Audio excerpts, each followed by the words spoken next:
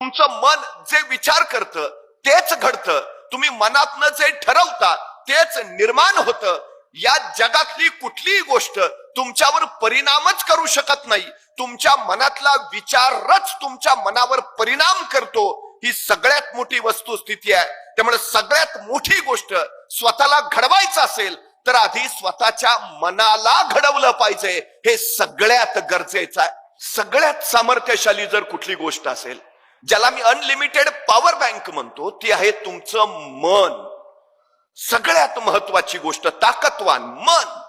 एका कैद्याला मृत्यूदंडाची शिक्षा झाली.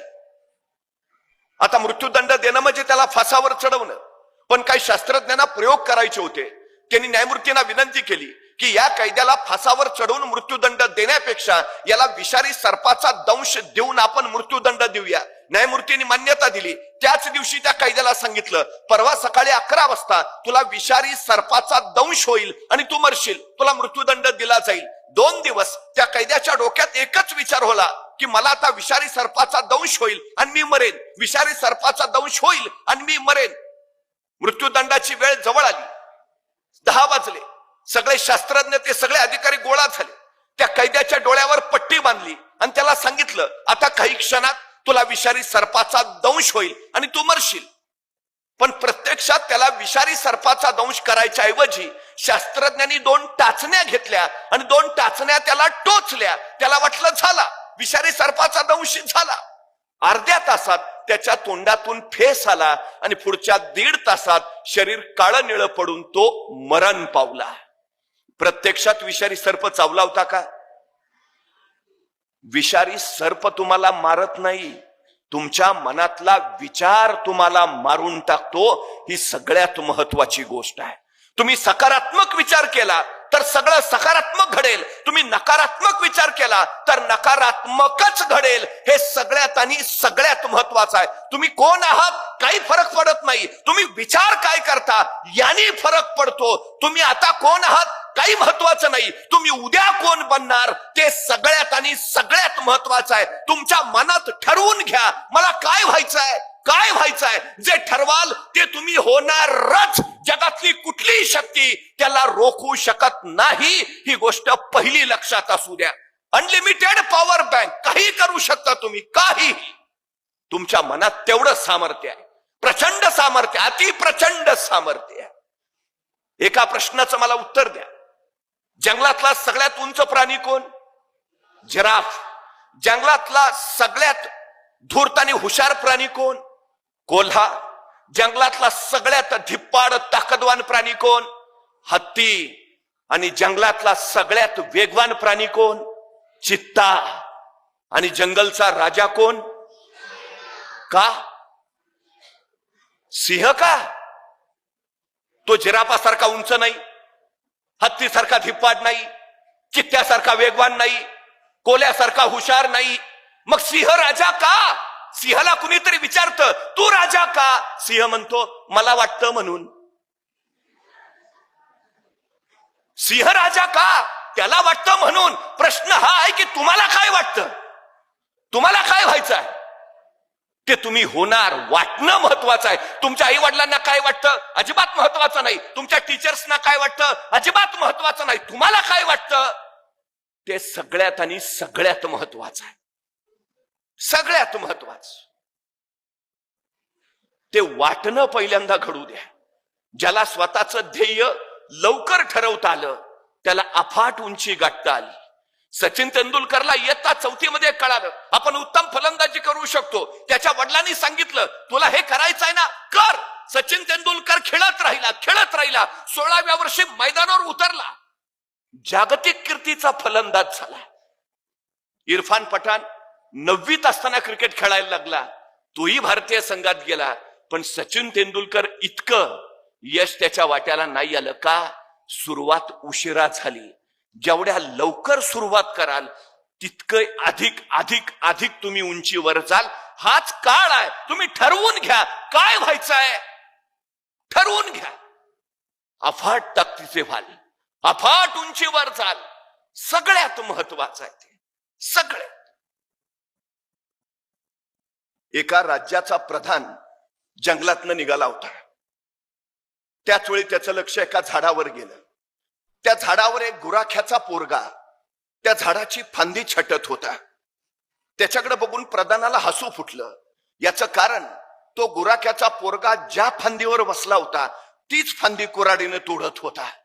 प्रधानाच्या लक्षात आलं, पुरता मंद दिसतोय, ज्या फांदीवर बसलाय तीच फांदी तोडतोय, याला बहुतेक डोक्याचा भाग दिसत नाहीये. आणि खरं होतं, तो मंदच होता, अडाणी होता, अज्ञानी होता, पण दिसायला राजबिंडा होता, देखणा होता. त्याच्या त्या रूपाकडे बघितलं आणि त्या प्रधानाला एक कल्पना सुचली. काही दिवसापूर्वीच त्या राज्याच्या राजकन्येनं या प्रधानाचा घोर अपमान केला होता. त्याला राजकन्येचा बदला घ्यायचा होता. राजकन्या अत्यंत विद्वान, संस्कृत, पंडित होती. बदला घ्यायला त्याला हा गुराख्याचा पोर योग्य वाटला. त्याने त्या गुराख्याच्या पोराला खाली उतरवलं. त्याला सांगितलं, तू अडाणी आहेस, कुणाला सांगू नको, तुला काही येत नाही, कुठं बोलू नकोस, तू मंद आहेस, तोंडच उघडू नको. मी तुला राजपुत्राचं रूप देईन आणि राजा पुढं तो अत्यंत विद्वान पंडित आहे म्हणून सांगेन, फक्त हो म्हण. या गुराख्याच्या पोराला त्या प्रधानानं अत्यंत राजबिंड्या राजपुत्राचं रूप दिलं आणि अत्यंत विद्वान पंडित म्हणून त्यांनी राजासमोर त्याला हजर केलं. आपल्या विद्वान राजकन्येसाठी याच्यासारखा दुसरा विद्वान वर मिळणार नाही हे त्यांनी राजाला पटवून दिलं. राजकन्येलाही मान्य झालं, लग्न झालं. आणि एकांतात या राजकन्येनं आपल्या या विद्वान पतीला प्रश्न विचारला, अस्ति कश्चित वाग्विशेष. त्याला काहीच कळेना. अस्ति कश्चित वाग्विशेष, प्रश्न संस्कृत मधला आहे. तुम्हाला वाङ्मयाचं काही विशेष ज्ञान आहे का? अहो, त्याला कसलंच ज्ञान नव्हतं. वाङ्मयाचं कसलं विशेष ज्ञान? त्याला काही कळेना. तो नुसताच काही वेळानंतर राजकन्येला कळलं, याला काही येत नाही, हा मंदबुद्धी आहे, हा अडाणी आहे, हा अज्ञानी आहे, आपली फसवणूक झालीये. ती राजकन्या त्याला अद्वा तद्वा बोलायला लागली. तिनं त्याचा प्रचंड अपमान केला. तसा तो गुराख्याचा पोर पेटून उठला आणि राजकन्याला म्हणाला, आता निघतोय, परत येईन ना, विद्वान पंडित म्हणून परत येईन. आणि त्याच क्षणी त्या गुराख्याच्या पोरानं राजवाडा सोडला आणि जंगलची वाट धरली. जंगलात तो ज्ञानसाधना करत राहिला, अखंड अखंड अखंड ज्ञानसाधना. काली मातेच्या मंदिरात ज्ञानसाधना केली म्हणून कालिदास झालेला तो गुराख्याचा पोर कवी कुलभूषण महाकवी कालिदास ठरला. गुराख्याचा पोर जर कवी कुलभूषण होत असेल तर या जगात कुणाला कसलीच अडचण नाही. कुणी काहीही घडू शकतं, कुणी काहीही बनवू शकतं. ही सगळ्यात महत्वाची गोष्ट, फक्त निश्चय हवा. निश्चयाचा दृढ निश्चय व्हायला हवा. दृढ निश्चय तुम्हाला झपाटले पण देतो, झपाटले पण तुम्हाला समर्पण करायला भाग पाडतं आणि समर्पण तुम्हाला यश देतं. ही सगळ्यात महत्वाची गोष्ट आहे. ध्येय ठरवा, काय करायचं आहे आणि झोकून द्या स्वतःला. तुम्ही कोण आहात काही फरक पडत नाही, अजिबात पडत नाही. शिक्षक वर्गातनं दिलेला उतारा तपासत होते. एका मुलानं तो उतारा आणला नव्हता. शिक्षक चिडले, हात पुढं कर. छड्या मारत निघालेले. त्या मुलानं हात पुढं केला, पण छडी मारणार. तो शिक्षकांनी त्या मुलाच्या हाताकडे बघितलं आणि त्याचा हात बघितल्यावर त्यांनी उगारलेली छडी माघारी घेतली आणि त्या मुलाला म्हणाले, तुला मारून तरी काय उपयोग आहे, तुझ्या हातावर विद्येची रेषाच नाही. त्या मुलाला वाईट वाटलं. त्यानं शिक्षकांना विचारलं, गुरुजी, हातावर विद्येची रेषा कुठं असते? गुरुजींनी सांगितलं, इथं इथं इथं रेषा असते, तुझ्या हातावर नाहीच आहे ती, उपयोग काय तुला मारून तरी. अचानक काय वाटलं कुणास ठाऊक, मुलगा सरकन वर्गाच्या बाहेर गेला. 5 मिनिटांनी परत आला. त्यावेळी त्याचा हात रक्ताळलेला होता. गुरुजींनी विचारलं, हे काय? तो मुलगा म्हणाला, त्या नियंत्यानं जी विद्येची रेष माझ्या हातावर काढली नाही ती मी बाहेर जाऊन चाकून काढून आलोय. आता मला विद्या घेण्यापासून कुणी रोखू शकणार नाही, कुणीच रोखू शकणार नाही. हातावर विद्येची रेष काढणारा तो मुलगा पुढे व्याकरणाचार्य पाणिनी म्हणून प्रसिद्धी झाला. शक्य काय आहे? अशक्य काय आहे? काही काही काही अशक्य नाही, अजिबात नाही. तुमच्याकडे काय आहे काही नाही याच्याही पेक्षा तुम्हाला काय वाटतं हे महत्वाचं आहे, सगळ्यात महत्वाचं. खर तर मन सामर्थ्यशाली इतकं असतं, त्या मनाचं सामर्थ्य इतकं प्रचंड, तुम्ही काहीही करू शकता. एक मुलगा जो आंधळा होता, दिसतच नव्हतं त्याला, आंधळा आहे, कामाचा नाही म्हणून त्याला घरातल्यांनी सरळ हकलून दिला. पण तो भगवान श्रीकृष्णाची उत्तम अभंग रचना करायचा. त्याचा आवाज अत्यंत इतका गोड की साक्षात भगवान श्रीकृष्ण प्रकट व्हावेत की काय असा भास त्याच्या शब्दातून होत राहायचा. पण घरच्यांनी हकलून दिलेला. रस्त्यावरच्या एका झाडाखाली बसून भगवान श्रीकृष्णांचे अभंग म्हणायचा. माणसं भारावून जायची, त्याचं ऐकत राहायची. एकदा एका ज्येष्ठाने सांगितलं, अरे इथं झाडाखाली बसून भजन म्हणण्यापेक्षा या आग्रा मथुरा रस्त्यावर श्रीकृष्णांची अनेक मंदिर आहेत, त्यातल्या कुठल्या तरी एका मंदिरात जा. तो मुलगा उठला, श्रीकृष्णांच्या मंदिरात जाऊन बसला. तिथं अभंग म्हणायचा, भजन करायचा, लोक प्रभावित व्हायची. एके दिवशी सकाळी पुजाऱ्याने पूजार्चा आटपली, भगवान श्रीकृष्णांची वस्त्र बदलली आणि तो बाहेर निघाला. आणि त्याच वेळी हा आंधळा मुलगा पुजाऱ्यांना म्हणाला, पुजारीजी एक सांगू का? बोल ना. नाही, तुम्ही आज भगवान श्रीकृष्णांना पिवळी वस्त्र घातलीत, ती भगवान श्रीकृष्णांना अजिबातच छान नाही दिसत हो. त्या पुजाऱ्याला आश्चर्य वाटलं. अरे तुला डोळे नाहीयेत, तुला दिसत नाही, तुला कसं कळलं मी भगवान श्रीकृष्णांना पिवळी वस्त्र घातलीत? तो मुलगा म्हटला, कळतं हो मला. दुसऱ्या दिवशी पुजारीनी भगवान श्रीकृष्णांना हिरवी वस्त्र चढवली आणि पुजारी निघाले. तसा तो आंधळा मुलगा म्हणाला, पुजारीजी भगवान श्रीकृष्णांना हिरवी वस्त्र छान दिसतायत. त्या पुजाऱ्याला आश्चर्य वाटलं, रे तुला दिसतंय कसं? दिसतं हो. तिसऱ्या दिवशी पुजाऱ्याने वस्त्र न घालता भगवान श्रीकृष्णाला झाडांची पानच वस्त्र म्हणून बांधली आणि तो पुढे निघाला. तसा हा आंधळा मुलगा म्हणाला, पुजारीजी भगवान श्रीकृष्ण पण गरीब झाले वाटतं, झाडाची पानं बांधून राहायला लागलेत. आता मात्र पुजाऱ्याला काही कळेना. अरे तुला डोळे नाही, दृष्टी नाही, तू आंधळा आहे, तुला कळताय कसं? आणि तो आंधळा मुलगा म्हणाला, तन की आंखें नहीं है तो क्या, मन की आंखें तो है. दृष्टीहीन असणाऱ्या त्या मुलानं भगवान श्रीकृष्णांना साक्षात बघितलं, त्यांचं वर्णन त्यांनी केलं. तो आंधळा मुलगा संत सूरदास म्हणून पुढे प्रसिद्धीस आला. आम्ही 10वीत असताना टीव्हीवर रामायण मालिका लागायची. ते पहिलं गाणं सुरू झालं की रस्त्यावरची सगळी माणसं पटापटापटा टीव्ही पुढे जाऊन बसायची. ते अत्यंत लोकप्रिय शीर्षक गीत संगीतबद्ध कुणी केलं होतं माहितीये? रवींद्र जैन. दोन्ही डोळ्यांनी आंधळे होते. बिथोवेन नावाचा जागतिक कीर्तीचा संगीतकार, ज्याचं संगीत आजही जगाला वेडं करतं, तो बिथोवेन दोन्ही कानांनी बहिरा होता. त्याला काहीही ऐकू येत नव्हतं, काहीच. ज्याला स्वतःला ऐकू येत नाही तो बिथोवेन इतरांचे कान तृप्त करणारा संगीतकार झाला. काय विलक्षण असेल. एक खेळाडू तरुण मुलगी रेल्वेने निघालीये. अचानक काही गुंडांची तिच्यावर नजर पडते.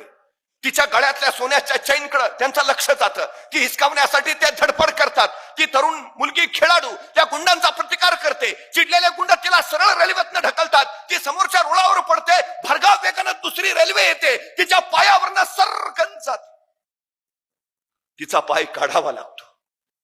खेळाडू असलेली तरुणी आता मैदानावर उतरू शकणार नसते, पण ती हरली नाही. पाय असलेली माणसं जे करू शकत नाहीत ते मी पाय नसताना करेन असा निश्चय तिनं केला. आणि एका पायाच्या बळावर तिनं अशक्य कोटीतलं कार्य केलं. तिनं एव्हरेस्ट सर केला. एका पायावर एव्हरेस्ट सर करणारी ती अरुणिमा सिन्हा सांगते, तुमच्याकडं काय आहे किंवा काय नाही हे महत्वाचं नाही, तुम्हाला काय वाटतं ते महत्वाचं आहे. तुम्ही ते करूच शकता, करूच शकता. एरिक वेहनमेयर दोन्ही डोळ्यांनी आंधळा आहे, त्याला दिसतच नाही. जगातला पहिला अंध व्यक्ती आहे ज्यांनी एव्हरेस्ट सर केला. पत्रकारांनी त्याला विचारलं, अहो तुम्ही आंधळे आहे, तुम्हाला दिसत नाही, मग तुम्ही एव्हरेस्ट कसं काय सर केला? एरिक वेहनमेयर म्हटला, म्हणूनच केला, आंधळा आहे म्हणूनच केला. म्हणले म्हणजे? नाही, मला अडचणी दिसल्याच नाहीत ना. माणसाचं लक्ष ज्यावेळी अडचणींकडे असतं त्यावेळी तो अडचणीतच अडकून पडतो. मला दिसत नाही, त्यामुळे मला अडचणीच दिसल्या नाहीत, मला फक्त माझं ध्येय दिसत होतं, म्हणून मी पोहोचलो. अशक्य काही नाही, या जगात काहीही अशक्य नाही. आंधळी असणारी माणसं विक्रम करतात, पाय नसलेली माणसं एव्हरेस्ट चढतात. आपल्याला कठीण काय आहे? धडधाकट आहोत आपण. अडचण काय आहे? काहीही करू शकतो, काहीही. विश्वास हवा आपल्यावर. येस, आय कॅन, मी करेनच. सगळ्यात महत्वाचा भाग आहे तो हा, सगळ्यात महत्वाचा. आय कॅन, मी करेन. शाळेचा निकाल लागला, अनेक विद्यार्थी सरांकडे गेला. सर, दुसरा नंबर कुणाचा आलाय? सर म्हटले, अरे पहिला नंबर कुणाचा आलाय असं विचारायचं असतं, तू दुसरा नंबर कुणाचा आलाय असं कसं विचारतो? तसा तो मुलगा म्हटला, सर पहिला नंबर माझाच येणार ते मला माहिती आहे, दुसरा कुणाचा आला ते सांगा. याला आत्मविश्वास म्हणतात. त्या मुलाचं नाव होतं विनायक दामोदर सावरकर. आत्मविश्वास. पहिला मीच आहे, दुसरा कोण आहे ते सांगा. हा मी करेन, आय कॅन. आत्मविश्वासातून ऍटिट्यूड जन्माला येतो, दृष्टिकोन. हा आत्मविश्वास हवा, सगळ्यात महत्वाचा. एकदा निश्चय झाला, अशक्य काही नाही हे कळालं, की मग आपण काहीही करू शकतो. फक्त एक, जे ठरलंय तेच करा.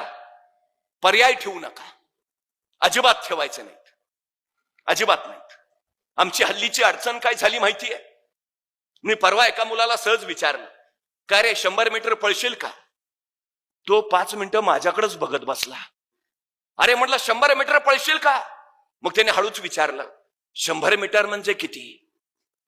मला लक्षात आलं. मी म्हटलं, अरे तू काय खेळबिळ खेळतोस का नाही? म्हटलं सगळे खेळ खेळतो, क्रिकेट खेळतो, फुटबॉल खेळतो, व्हॉलीबॉल खेळतो, बॅडमिंटन खेळतो. म्हटलं मग एवढे सगळे खेळ खेळतो, दिवसभर मैदानावरच असतोस का काय? तो म्हणला, मैदानावर नाही, मोबाईलवर खेळतो. म्हटलं मग बरोबर आहे, तुला 100 मीटर कळणारच नाही.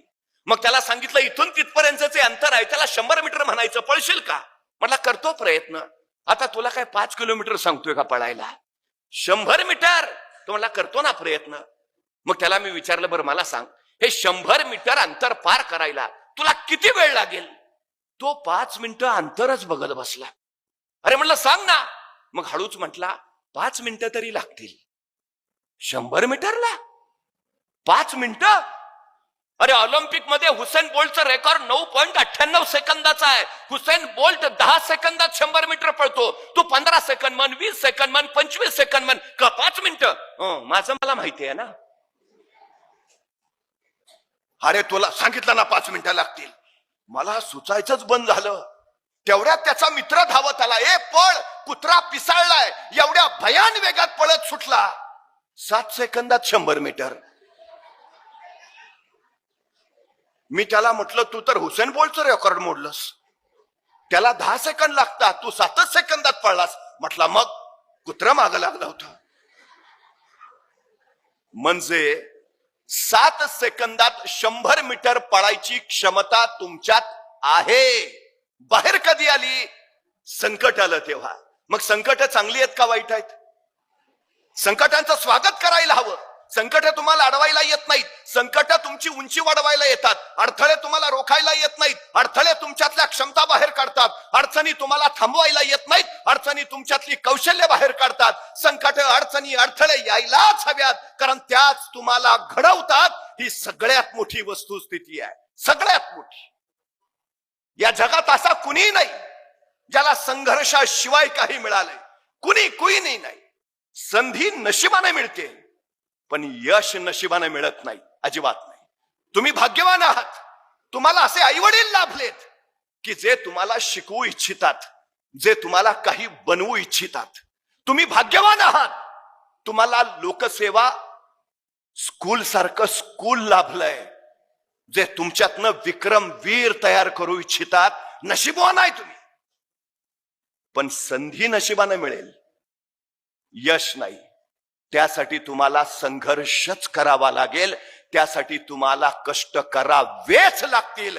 ही सगळ्यात आणि सगळ्यात महत्वाची गोष्ट आहे, सगळ्यात.